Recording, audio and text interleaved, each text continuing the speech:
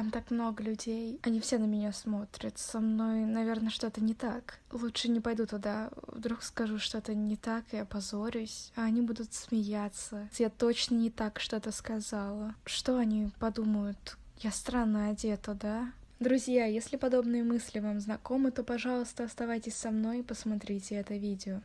Всем привет, дорогие друзья! Меня, как всегда, зовут Ната, и добро пожаловать в новое видео. Как вы уже поняли по названию, сегодня я хочу с вами обсудить такую довольно щепетильную для меня тему. И если честно, это видео я уже снимаю второй раз, потому что я очень хотела, чтобы оно имело какую-то более понятную структуру. В общем, если вы следите за мной в Инстаграме, то вы примерно уже понимаете, о чем я буду говорить и рассказывать.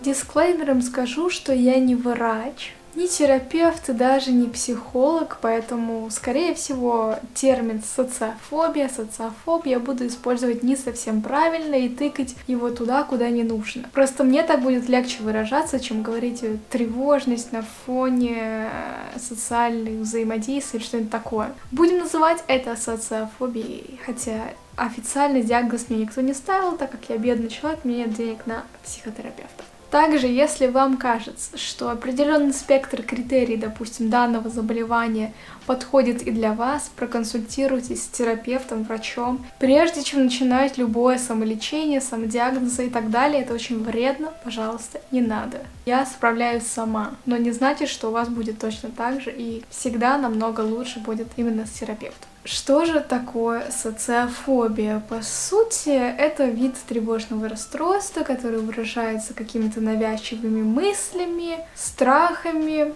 которые возникают именно при социальном взаимодействии, какой-либо социализации, допустим, беседа с одноклассниками, с учителями, с продавцом, с кем угодно. Или какие-то действия под наблюдением, допустим. Или же это могут быть какие-то действия под наблюдением, допустим, когда на вас смотрит много человек, там, на сцене или еще где-то. Ну и, соответственно, выступление перед публикой.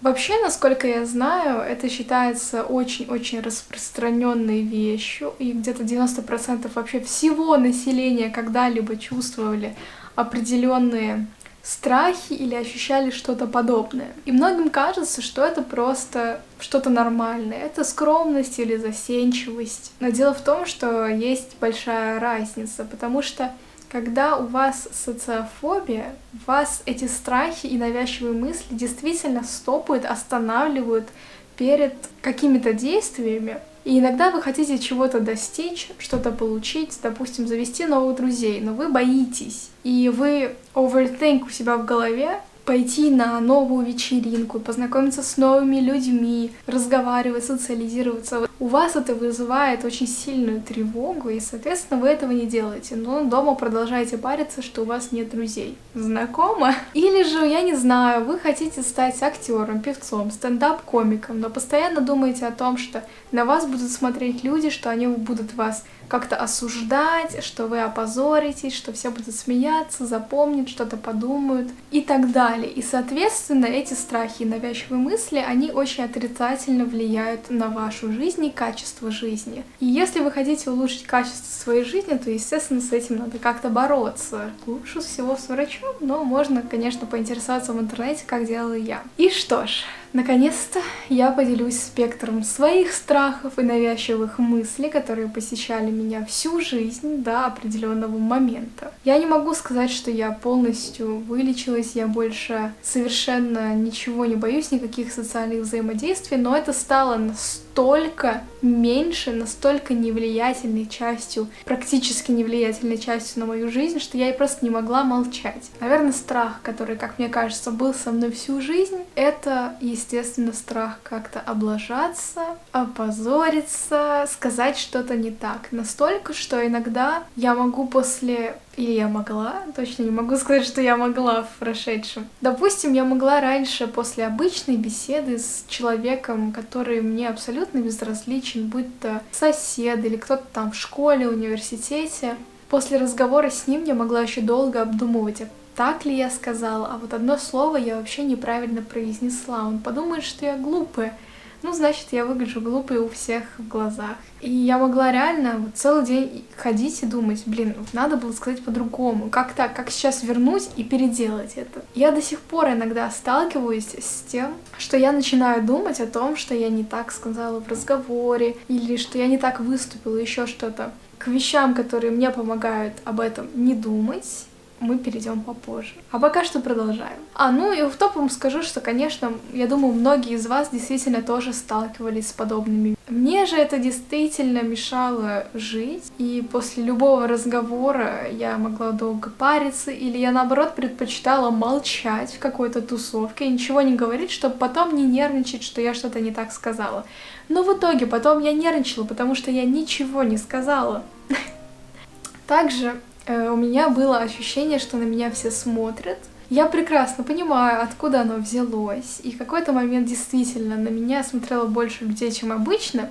И мне кажется, тогда это и закрепилось. То есть мне казалось, что я там выхожу на улицу. Мне казалось, что, может быть, они думают, что я как-то не так выгляжу. Или, может, у меня что-то на лице. Почему все обращают на меня внимание? Это такое вот какое-то эгоистичное даже высокое самомнение о себе у меня было. Также я могла вот выйти в магазин и думала, блин, сейчас подумают, что я так странно оделась в магазин, наверное, так не надо было. Или хуже всего было в школе. Мне казалось, что постоянно смотрят и обсуждают меня. То есть я иду, а у нас еще в школе было... Я хотела потом об этом рассказать, но я не могу молчать. У нас в школе, перед школой, был такой как бы мостик слэш такая аллея, и получается по бокам сидели люди, а вы идете по центру, а сбоку справа и слева сидят люди. И это просто худшее, что может быть для социофоба, потому что вы идете посередине, вокруг люди смеются, сидят, вот прям вы идете как дефиле, как будто бы. Все что-то перешептываются, и мне постоянно казалось, что они меня обсуждают, потому что я вот иностранка или еще что-то. Ну, на самом деле, все эти страхи у всех по-разному, опять же, я делюсь чисто своим опытом, тем, что было со мной, что я ощущала или до сих пор ощущаю. Также очень специфический, но не менее распространенный страх у меня был — это кушать с другими людьми, перед другими людьми, еще и с ними разговаривать при этом. Это просто кошмар. В школе пойти кушать с моими приятелями для меня было прям пыткой, ведь еще с ними придется общаться.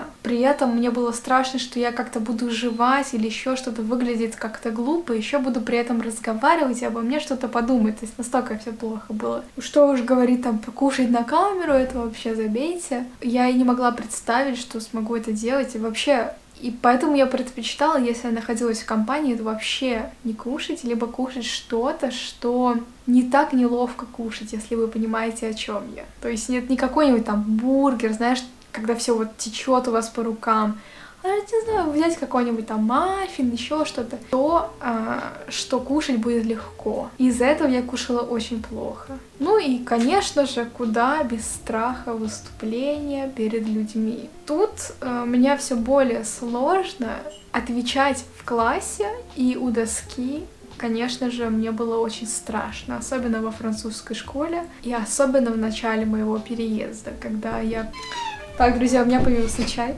О чем я говорила? Ну да, в общем, выступать перед классом, но даже в украинской школе, даже когда я была поменьше, большинство всего времени я боялась выступать у доски, рассказывать что-то. Мне даже хотелось иногда научиться там рассказывать с выражением, еще что-то, например, на уроке литературы, но мне было страшно, и мой класс был такой, извините, конечно, но не очень. И, допустим, там был мальчик, который очень красиво всегда рассказывал стихи, и над ним смеялись. Ребята смеялись над тем, что человек классно рассказывает стихи. Как это? Мне это вообще было уму непостижимо. Конечно же, я не хотела, чтобы надо мной точно так же смеялись, поэтому я рассказывала, что как серая мышка. В общем, вы поняли. Это вот, если очень вкратце, я хочу перейти к моему небольшому самоанализу, как я пришла к тому, что это не совсем норма для меня, по крайней мере, и откуда это вообще все взялось.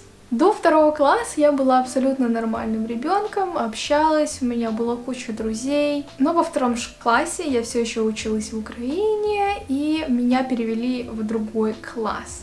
ну как, в другую школу. Первый класс я училась в одной школе, у меня был друг и подруга, и все было шикарно, прекрасно. Я, конечно, плохо помню, но я уверена, что я не была какой-то там скромняшкой. Во второй класс меня перевели в другую школу. Она была гораздо дальше, люди там были немного другие. Знаете, тем не менее, я как-то плюс-минус подружилась, но я уже тогда стала более замкнутой из-за того, что была помещена, так сказать, в полностью для меня новый класс. Мне казалось, что все уже друг друга знали, а я такая вот всякая, тут вообще не в тему. Тем не менее, я подружилась с кем-то, у меня было все нормально, но я стала чуть более замкнутой. Потом в какой-то момент в 5 классе от меня отвернулась моя подружка. Моя, наверное, лучшая подруга вот именно в школе, которая была. Мы начали общаться там еще с другими девочками, и в какой-то момент она и эти девочки посчитали, что я недостаточно клевая. Это дословные слова. Хоть я еще как-то пыталась, значит, привлечь их внимание, доказать, что я клевая, конечно же, у меня не получилось. И они начали самое что ни на есть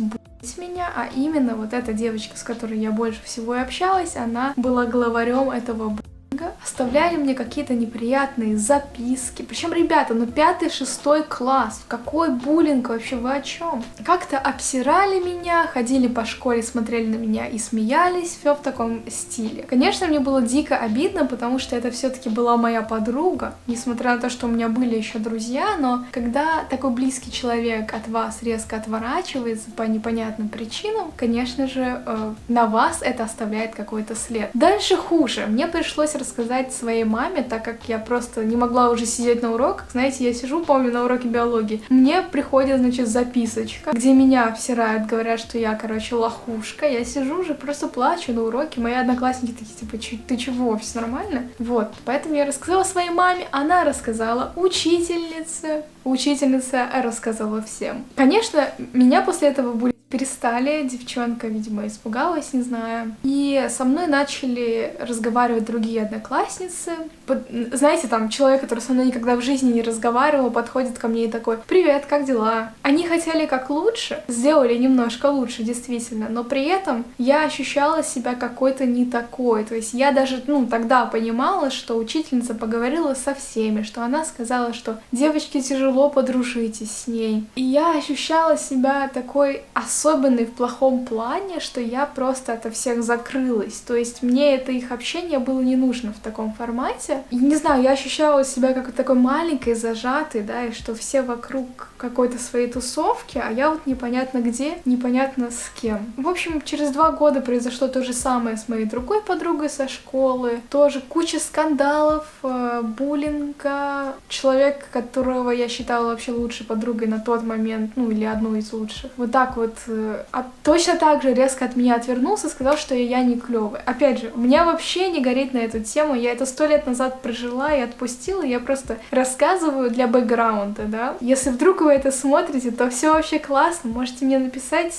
вот, я к вам хорошо отношусь на самом деле. Я понимаю, что мы все были детьми, я 100% делала какую-то фигню, вы тоже, так что все окей. Ну, в общем, да, такие школьные передряги происходили в Украине, и квинтэссенция всего произошла, когда я переехала во Францию, мне было 15 лет. И знаете, у меня на самом деле были хорошие чувства, я думала, вот fresh start, то есть все будет хорошо, я заведу друзей, я буду другим человеком, но получилось не так. И знаете, я-то действительно завела каких-то друзей, приятелей, но в школе мне было очень тяжело, потому что я французский настолько не понимала, как все, хоть мне всегда казалось, что я все знаю. Конечно же, у меня уже были плохие оценки, меня люди что-то спрашивали. Все меня выделяли как единственную иностранку, потому что я переехала в не самый большой город. В моем классе я была единственной такой иностранкой, которая вот недавно переехала. Из-за этого меня все очень сильно выделяли, одноклассники тоже там пытались со мной заговорить, спрашивали про что-то. На самом деле все были очень приятными, но я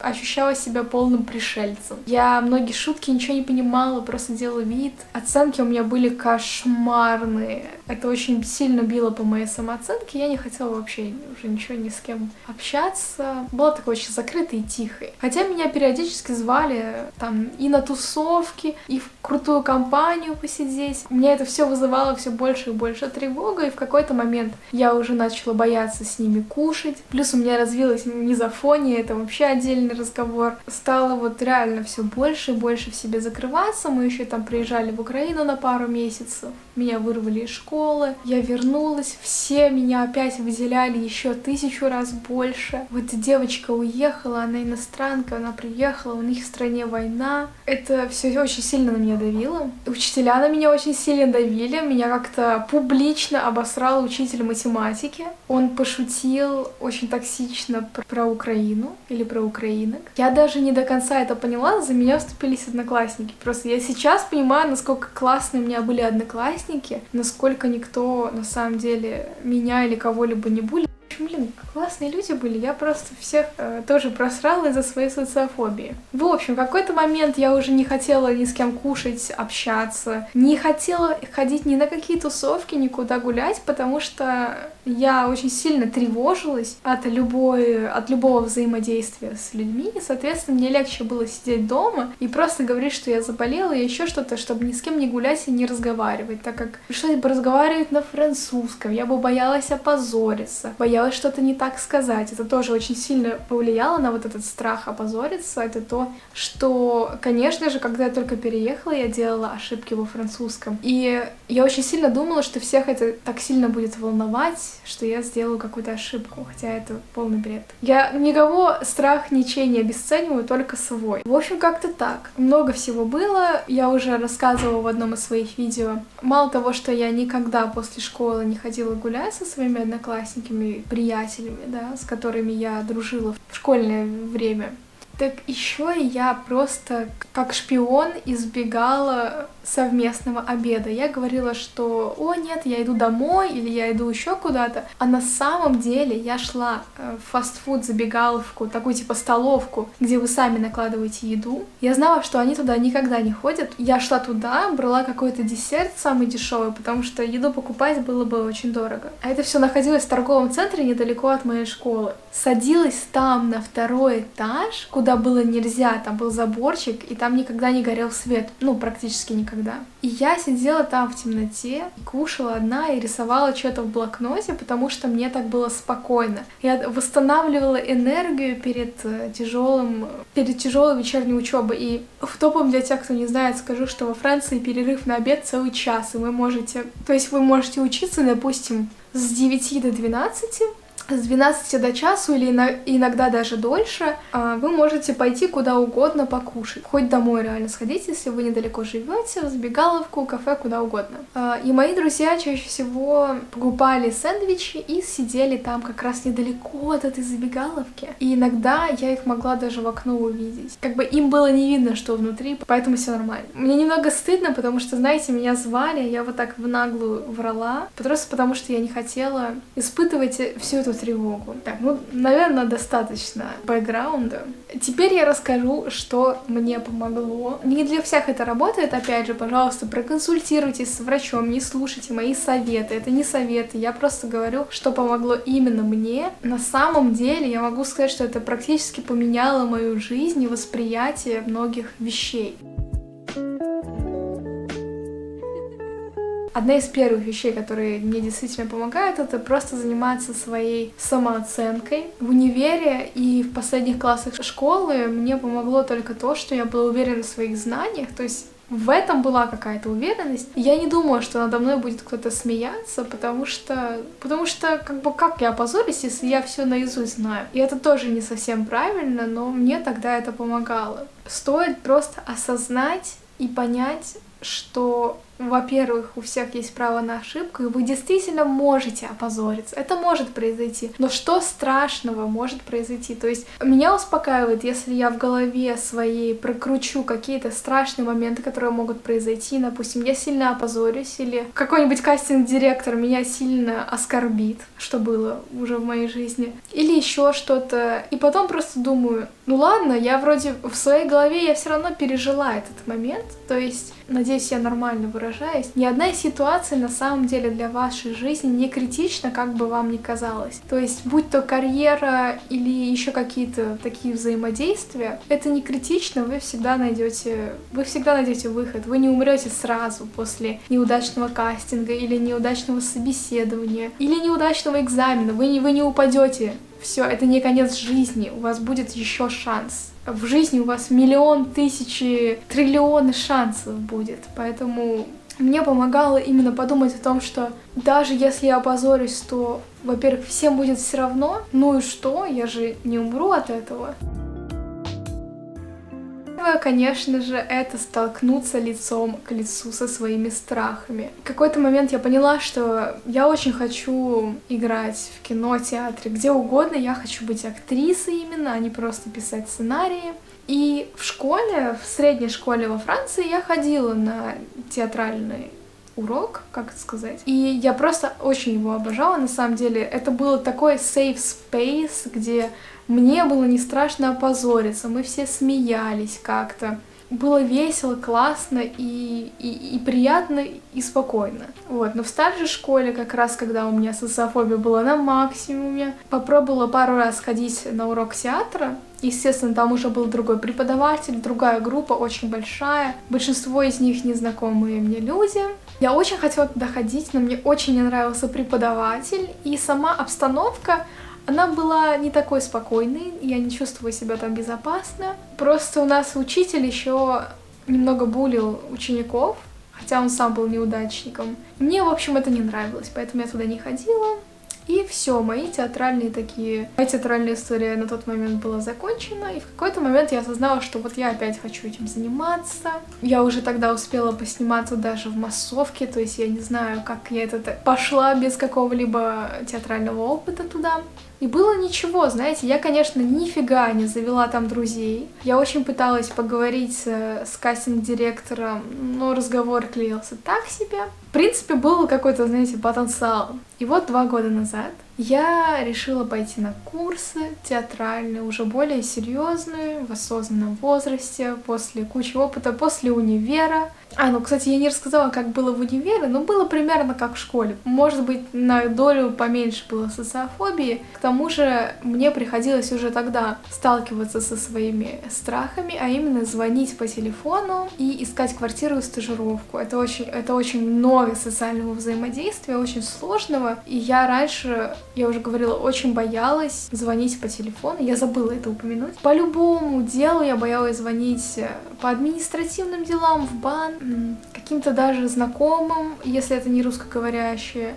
И на моей неудачной стажировке, если вы видели видео, она сделала это все только хуже. В общем, в универе мне приходилось звонить много раз, мне приходилось выступать очень много перед людьми. Тогда, кстати, я уже немного перестала бояться выступать, потому что у меня было вообще очень хорошие оценки, я себя чувствовала прекрасно. Кстати, в школе у меня тоже были последние 2 года, то есть 11-12 класс, я вообще была номер 1 в своем классе. Это меня уже не так сильно парило, именно выступать перед одноклассниками, потому что я себя чувствовала прекрасно. Я была уверена в своих знаниях. Но это такой токсичный подход, знаете, тоже. В общем, курсы супер сильно мне помогли, но первый год не дал достаточно результатов, так как я отрицала какие-то свои личные проблемы, да, то, что у меня происходило в голове, какое-то волнение, тревога, какие-то грустные депрессивные состояния. Я это просто отрицала и думала, что курсы мне как-то помогут. Но в тот момент, когда я начала заниматься именно с тем, что происходит у меня в голове, только после этого сталкиваться с такими страхами, взаимодействовать социально, реально стало эффективным чем-то и начало меня как-то учить.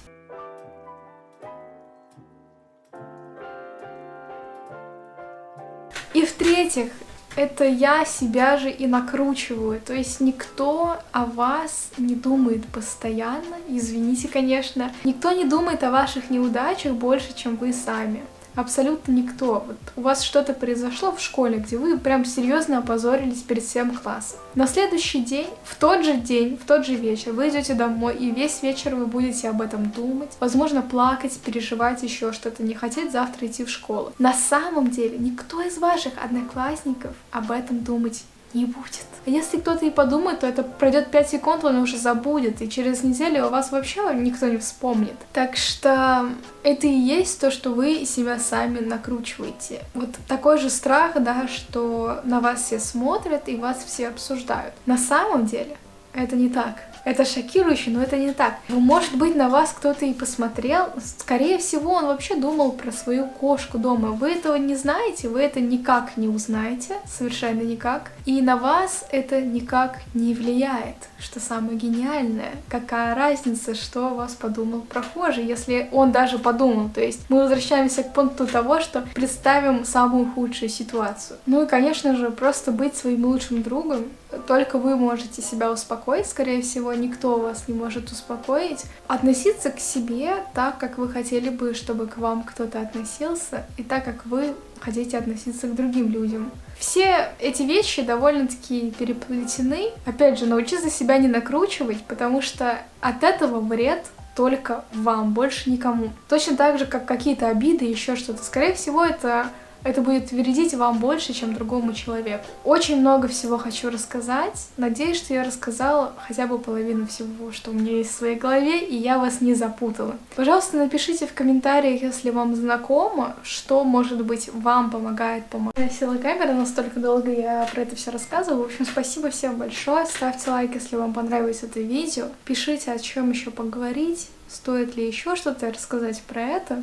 И интересна ли вам вообще подобная тематика? И очень интересно ваши истории узнать. Я уверена, что я такая не одна. Встретимся в комментариях, если что, всем отвечаю. Кстати, мой инстаграм тут тоже. Я постоянно пощу какие-то посты про это.